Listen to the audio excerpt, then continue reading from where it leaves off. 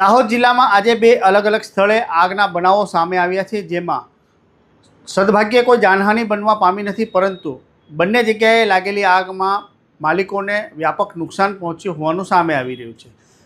આગની પ્રથમ ઘટના ગરબાડાના ભાભોર ફળિયામાં બનવા પામી હતી, જેમાં ખેડૂત નાનજીભાઈ વાલાભાઈ રાઠોડના ઘાસચારા મૂકવાના મકાનમાં ઓચિંતી આગ લાગી હતી અને જોતજોતામાં આગે વિકરાળ રૂપ ધારણ કર્યું હતું। આગની ઘટનાને જોતા આસપાસના સ્થાનિકો દોડી આવ્યા હતા।